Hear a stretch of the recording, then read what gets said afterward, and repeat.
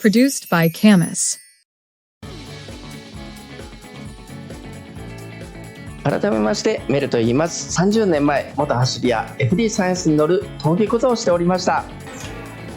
現在はレーシングシミュレーターアセットコルサを使って30年前当時私自身が乗っていた FD サイエンスを再現した車に乗り、日々夜な夜なシミュレーターで峠を走っております。まず皆様に告知です。 ML チャンネルでは CAMUS 公式サイトでシミュレーター製品が常時 5% オフで買えるクーポンコードを発行しております。これからシミュレーター製品をお考えの方はぜひチャンネル登録と通知と高評価もよろしくお願いいたします。はい、ということで今月3月1日にリリースいたしました、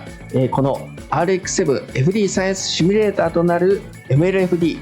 皆様この2週間実際に MLFD にお乗りいただいて、RX7FD サイエンスの走りと挙動を味わっていただけたのではないかなと思いますが、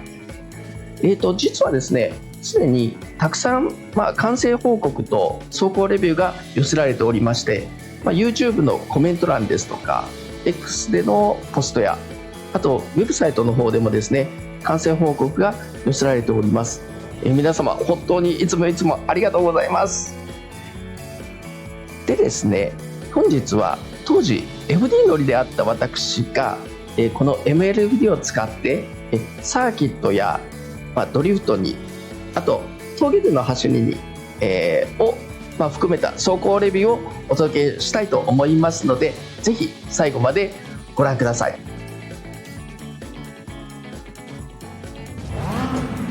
はい、それではですね、本日、私この MLFD でですね、実際走ったことはございませんが、鈴鹿サーキットで、レースに参加してみたいと思います。一緒に走っている、車たちはですね、クノスの何でしたっけ、速い RX7 ですねと一緒にちょっと走ってまいりたいと思います。おっと、いきなりインガから開けたぞ。私ですね、この鈴鹿サーキットは実際走ったことはないので、ちょっとラインがですねあまり詳しくないんですけれども、ただこのタイヤコンをつけていけばいいのかな。この黒の RX7 ちょっとブレーキのポイントがめちゃくちゃ手前ですね、こっちはもうちょっと突っ込みたいんですが、あそこでブレーキ踏むのいや、ちょっとこの黒の FD を抜かないと前の車にどんどん離されてしまいますね。で、このステアリングのこのバタつきご覧ください。この MLFD ではですね、正直、おっと、いきなりブレーキでちょっとかまほってしまいましたがで、この MLFD はですね、ステアリングも結構ですね、FD サイエンスというマシンはですね、高速道路を130キロぐらいで走るだけでも結構わだちにタイヤが取られちゃうんですよ。このような感じでですね、さすがサーキットまっすぐ走れますが、ですね、結構やっぱり直線でもですね、直線だとわだちに取られてしまうっていうのが、私その FD サイエンスの印象でしたね。やっぱりフロントが他の車と違って軽いんですよね。ですので結構、一般道の場合直線でも怖いですよやっぱり最高速トライアルやってるマシンたちってね、やっぱりスタビを固めて走っていると思うので、セッティング自体が、車の作り方自体違いますからね。いや、皆さんこの FD サイエンスでのサーキットの走行も本当に楽しいです。で、セッティング自体私あえて、グリップの基本セッティングの方で、今走らせております。このハンドリング、ステアリングのですね、このバタつき、本当にFD の走りをちょっと楽しんでいただけるんじゃないかなと思います。ではですね、この MLFD で私今度は、ドリフトに挑戦してみたいと思います。コースはこの大きな広場があるスキットパッドに来てみました。適当にちょっとこの辺りで定常円でもやってみましょうかね。アクセルターンはですね、実車の FD でもやりやすいのでいいんですけれども、定常円自体がすごく難しい車で、まともに円を86ではあんなにドリフトをしていたにもかかわらず FD に乗り換えた時にやっぱり後輪と前輪のタイヤのサイズが違ったり、あとトルセンの LSD っていうこともあってなかなか簡単にドリフト、定常円すらさせてもらえなかったっていう印象です。ちょっと2速で再度ドリフトをやってみます。いや、すごく難しいんですよね。コントロールが本当に難しい車なんですよ。こんな感じですかね。いや、本当なかなか簡単にはコントロールさせてくれないという、そんな覚えがあります。ストールしちゃう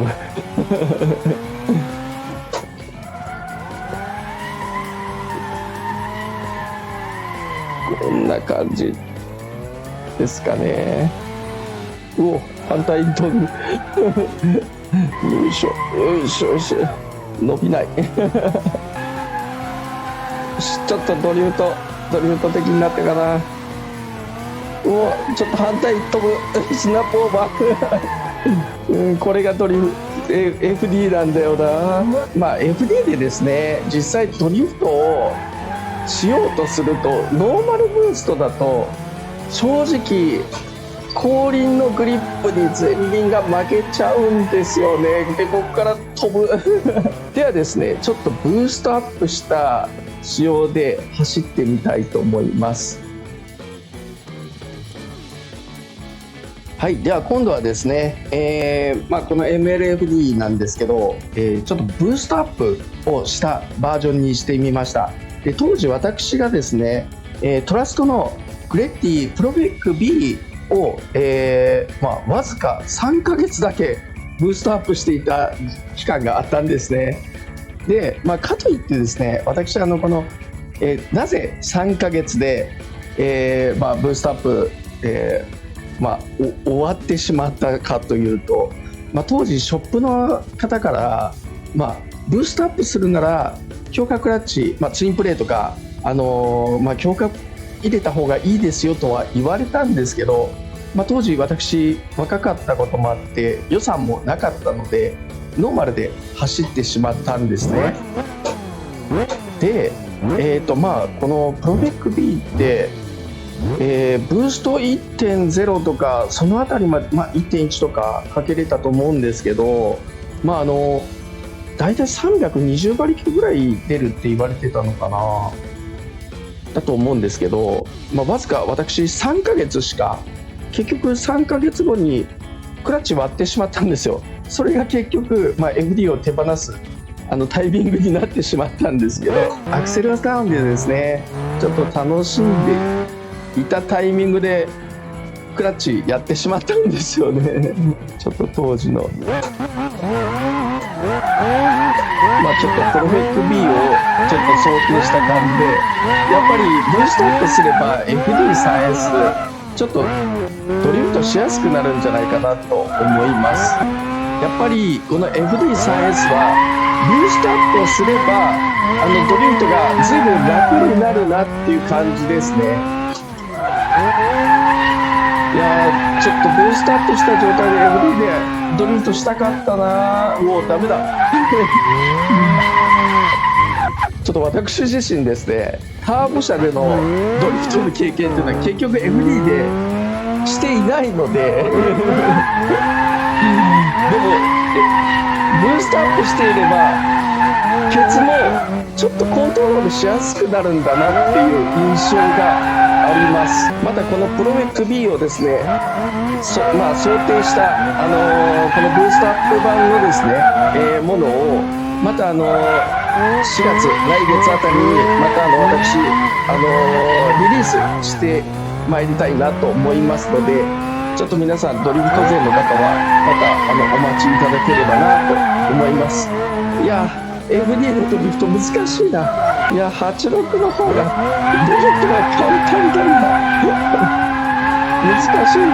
やっても楽しいな。ちょっとブーストアップ版をですね、皆さんリリースをちょっと楽しみにしていただけたらと思います。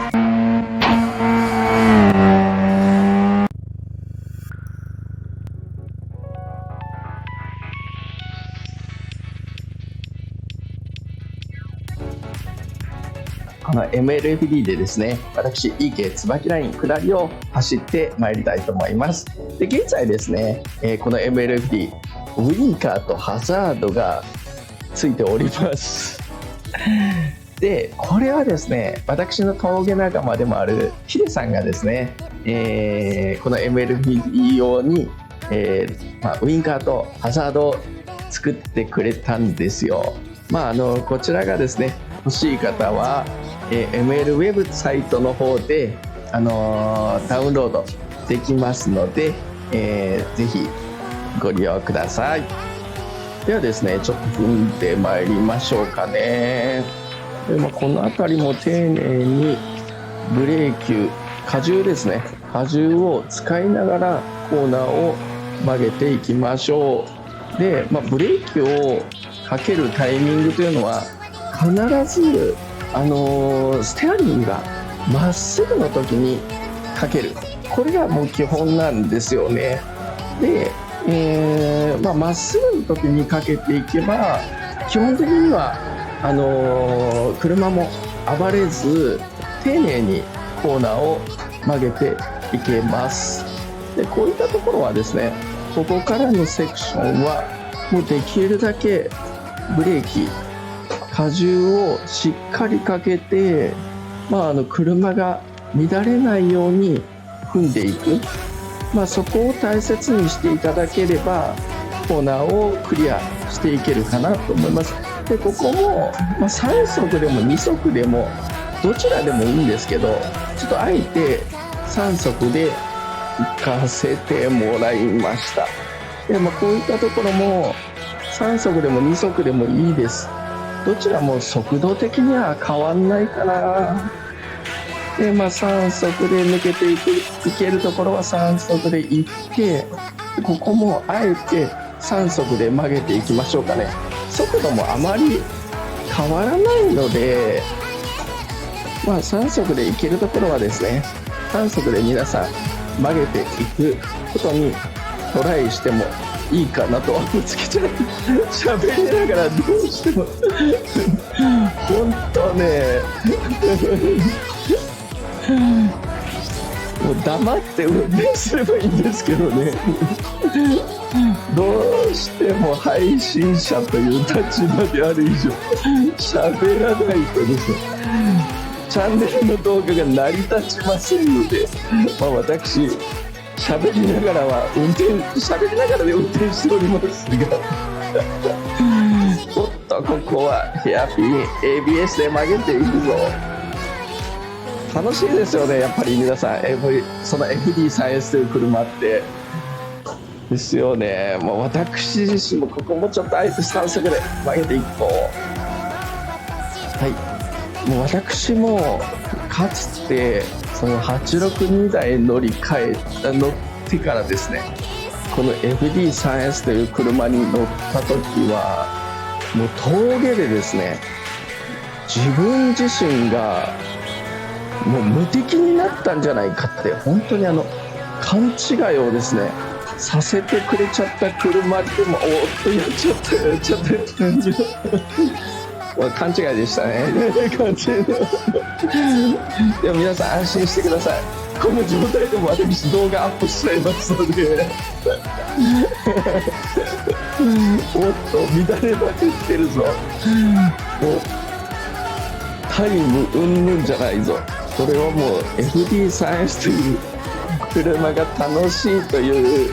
レビュー動画でもうこのまま私アップしちゃいます自由に行かせていただいておりますのではい、このようにですね、コーナーを抜けていきましょうね。よし、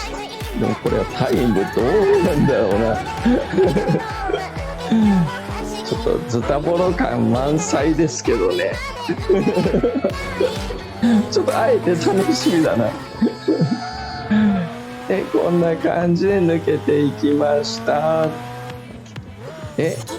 4分12秒187か。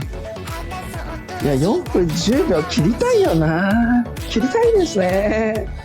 皆さんぜひこの MLFD でですね、4分10秒切ってください。はい、それではですね、この MLFD での、EK 椿ライン下りのですね走行レビューを、私いつも通りに走行レビューをしてまいりたいと思います。にしてもですね、皆さんこの MLFD を、リリースしてからですね、2週間が経過しますが、皆さんこの FD3S というマシンに乗って、いかがでしたでしょうか。本当にこの、あえてこの MLFD というマシンに関しては、私が当時乗っていた FD3S の初期型の挙動をあえて再現させているんですね。というのがやっぱり中期とか中期以降の、FD3S の挙動、私走り込んだことがないので、そもそも乗ったことがないんですよね。ですので挙動を再現させるっていうことが難しいので、あえて初期型の FD3S のマシンを皆様に走りをですね、走りと挙動というのを楽しんでいただいております。ですね、今回の、私の走りというのはあえて2速ではなく3速で、できるだけ3速で、走らせましたが、今回なぜかというと、やっぱり峠でですね、いろんなステージがあるんですけれども、中速コーナー、低速コーナーのメインとした峠もあれば、こういった EK 椿ラインのような、中速、高速コーナーの、混じった、峠もいろいろあるんですよね。そんな中でやっぱり3速で曲げるっていうのはちょっとやっぱり中級者以降のテクニックになってくるんですよ。で、ですので、皆様にもですね、3速で荷重をしっかり乗せて、コーナーを曲げていくというところをちょっと身につけていただきたく、今回は3速の、メインとした走りとさせていただきました。